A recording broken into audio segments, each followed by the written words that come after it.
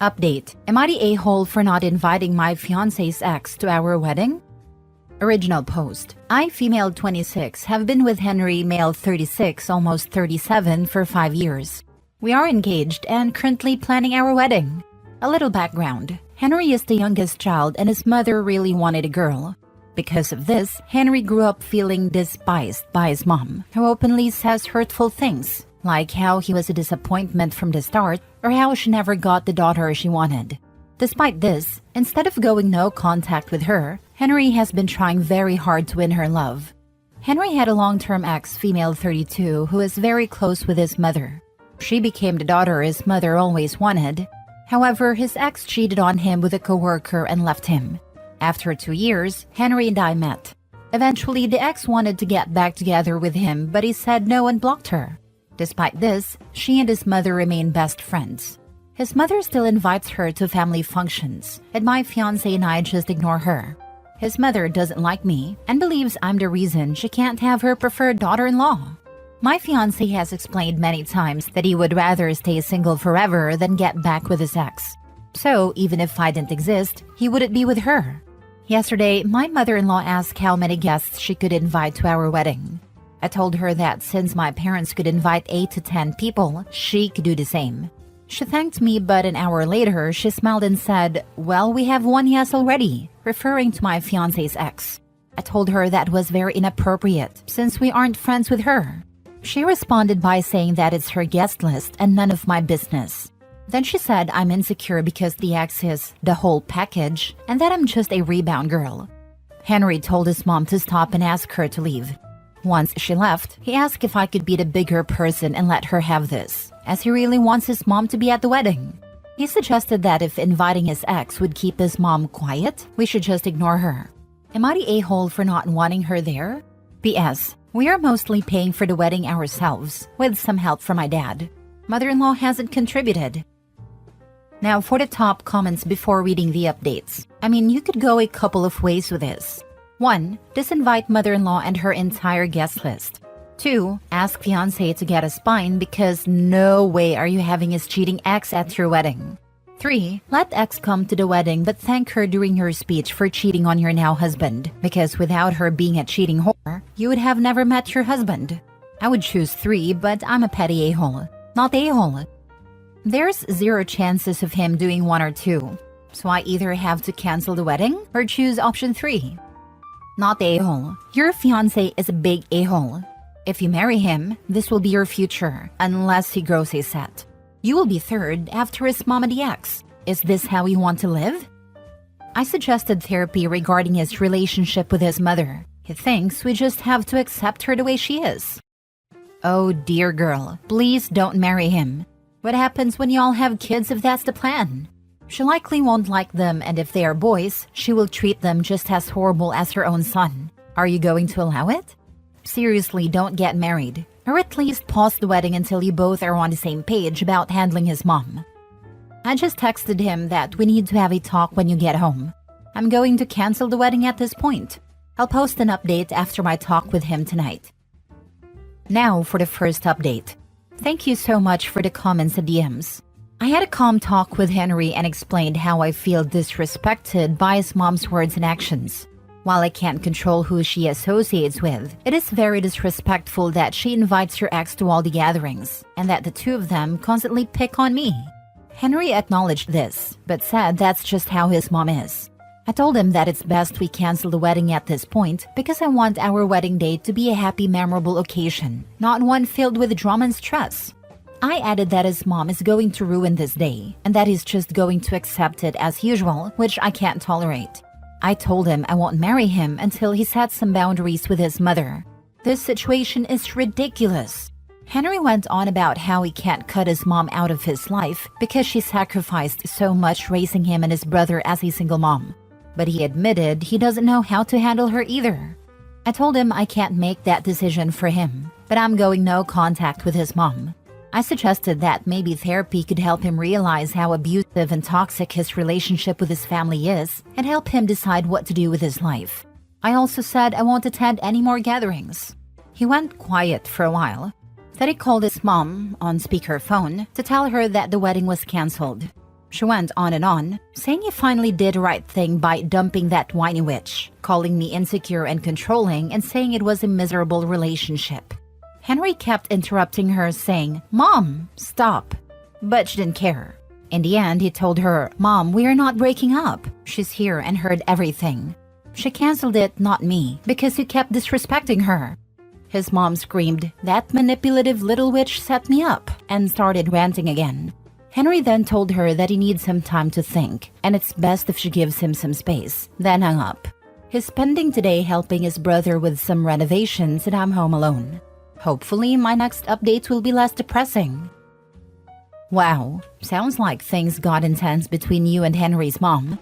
I'm glad you stood up for yourself and that Henry supported your decision to cancel the wedding. Remember, prioritizing your own happiness and well-being should always be a top priority in any relationship, even if it means taking a hard stance. It's clear that Henry still loves his mom deeply, but it's important for him to learn to set healthy boundaries and work through his feelings, without resorting to verbal abuse towards you. Keep us updated on how things unfold. Take care and stay strong. He needs to figure it out. He needs to grow a spine. Holy crap. If that outburst couldn't solidify how awful his mother really is, nothing ever will. I will never understand why some sons think they need to pay their single mothers back for their sacrifices and personal happiness. Raising our children is why we have children. When we do it right, it's not a sacrifice. It's a privilege and a pleasure. Some single mothers raise their children as an extension of themselves, or become emotionally incestuous towards their sons. As a result of this toxic relationship, the child grows up reliant on the mother and feel like they can't escape. It's the same case with how many people go back to their abusive partner. Over time, it becomes the only thing they know, and their brain becomes addicted to it sadly. I'm glad you stood your ground. This is no way to be in a marriage. You're already miserable, so just imagine how much worse things would have gotten if you proceeded with a wedding. Anyway, I truly do hope Henry seeks therapy. It's clear that he has a lot to unpack, and you are not the person to do that for him. I commend you for recognizing that and expressing it to him. I wish you both the best. I don't want to make him to go no contact with her. If I make the decision for him, he will resent me. Hopefully he comes up with a solution, or we have to go separate ways. Sigh. The minute his mother spoke like that about the woman he loves and he didn't say, "F off, Mom, we're done here, and I've had it with you. Until you can behave differently towards my future wife, you and I are done." But he didn't. He doesn't need time to think. He needs time to man up. I don't think he's going to part ways with his mom for you, or any woman, ever. You are talking about a man who never raises his voice or swears. Lol. When he gets really upset, he just stays quiet. I'm the firecracker in our relationship, and joke that his mom broke him because he was not allowed to show frustrations or anger, or any emotions. He usually stays quiet, then eventually starts talking. I'm waiting to see what he has to say eventually. Now for the second update. It's 6 a.m. and I've been crying all night. He broke up with me. He ignored all my texts yesterday, and it was late when I finally texted his brother to ask if he was okay. His brother said, yeah, he left 2 hours ago to give his ex a ride, and then come home. I asked his ex was there, but he didn't reply. When he finally came home, he told me to sit down because we needed to talk. He said, I've thought about our situation and I think we should end it. He said, today I hung out with my family, and even his mom and ex came over. They all told me that by me going no contact with his mom, it was going to be so awkward and that they'd be stuck in the middle. He said, when you weren't there today, I enjoyed my time with my family. There was no tension and I didn't have to worry about you being upset. I asked him, why did it take you 2 hours to drop off your ex? Did you sleep with her? He told me I was being ridiculous and that he was just talking to her. He accused me of being controlling and insecure and said I'm isolating him from his friends and family. I asked him again, so nothing happened? He danced around it, but eventually admitted we fooled around, but that's it. I told him I couldn't believe what a pathetic, weak man he is, letting his mom convince him to ruin everything, and next is getting a beat from his cheating ex. We ended up arguing and he went to sleep. I cried all night. Today I'm going to call my dad and ask if I can stay with him. When his cheating ex cheats on him again, he will get karma. You are on the winning end. You cut loose a cheating a-hole and his crappy family. Now it's time to find yourself a real partner. He will be stuck in the toxicity of his family and his ex. He will probably get back together with his ex, and she will inevitably cheat on him again. His mommy will continue to try and push them back together because she'd rather control her son and see him miserable than be accepting of any other partner. I know it hurts now, but in the long run, you will feel a sense of relief in not having to deal with his mom and his ex. Take time to heal from the trauma he and his family causes and go find your happiness. If he can do what he did today and just go to sleep like nothing happened, completely unfazed by the pain he's caused, then he's a cheating POS and not worth your time.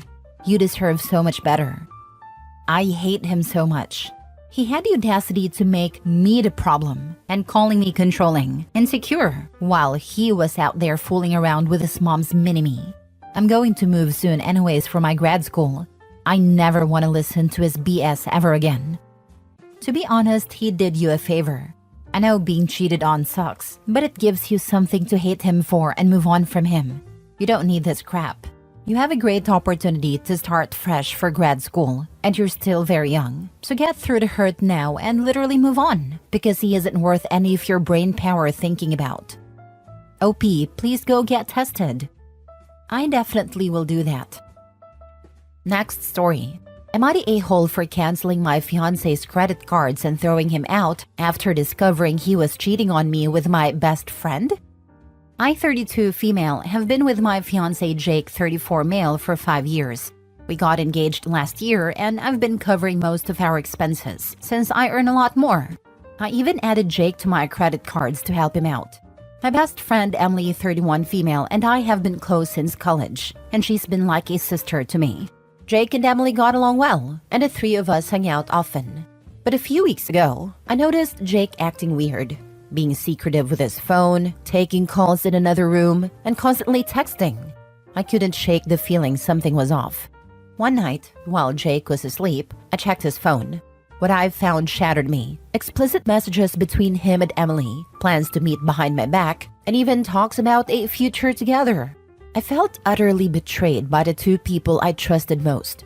The next day, while Jake was at work, I canceled all his credit cards, removed him from our joint account, packed up his stuff, changed the locks, and left a note telling him never to contact me again.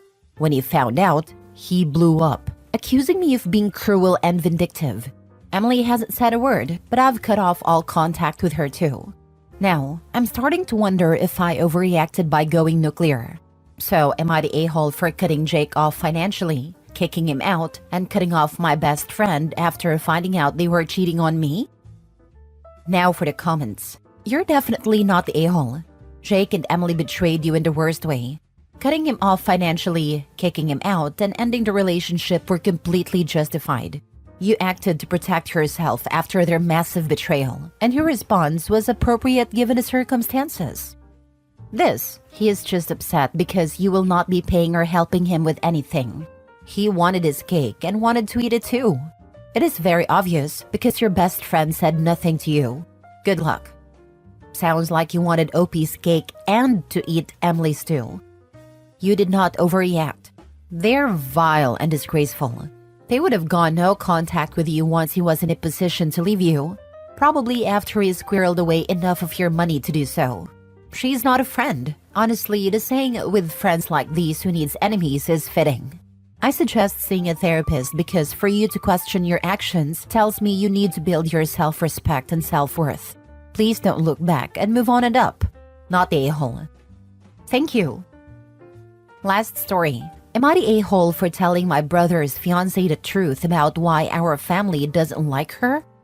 So I, 28 female, have a younger brother, Mike, 26 male, who got engaged to his girlfriend, Rachel, 25 female, about 6 months ago. From the outside, Rachel seems like a nice enough person. She's polite, friendly, and gets along with most people. But here's the thing, our entire family cannot stand her, and it's not for the reasons you'd think. It all started when she met our family for the first time. My parents have a pretty quirky sense of humor and we all tease each other a lot. It's all in good fun. But Rachel took everything super seriously. She'd get offended at harmless jokes and would sulk whenever someone teased her, even in the slightest way. We thought maybe she just needed time to get used to us, but it only got worse.